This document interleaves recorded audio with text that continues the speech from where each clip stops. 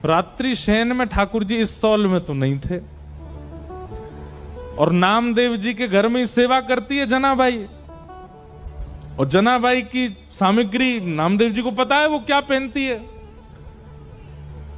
नामदेव जी तुरंत बोले ये सॉल तो मैंने कहीं देखी है जो पंडरीनाथ पहने, रात में तो नहीं थी, ये सुबह कहां से आ गई। नामदेव जी बोले कहां देखी कहां देखी कहां देखी, सोचते सोचते सोचते उनको याद आया, अरे ये तो हमारे घर में सेविका जना पहन के घूमती है, ये तो वही सॉल है। उसकी कढ़ाई आदि बिल्कुल वैसी थी।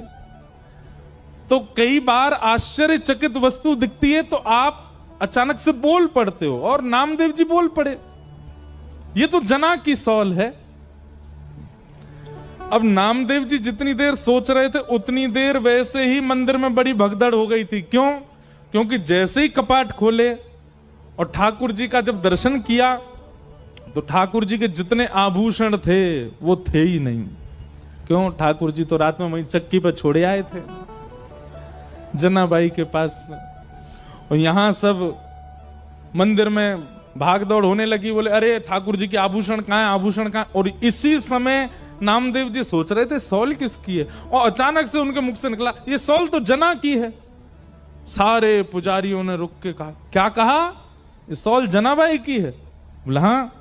इसका मतलब आपके यहां जो जनाबाई है वही आकर के और यहां पे जो है सब चोरी करके चली गई, ठाकुर जी के सब आभूषण ले गई।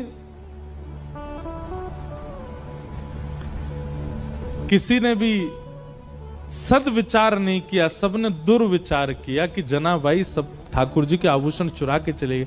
यहां जनाबाई रात भर का जो उसका अनुभव था उसको आनंद ले रही थी, स्नान ध्यान करके आज बड़ी प्रसन्न है, तिलक लगाती है। ठाकुर जी ने रात में जो सुख दिया उसको भूल नहीं पा रही है।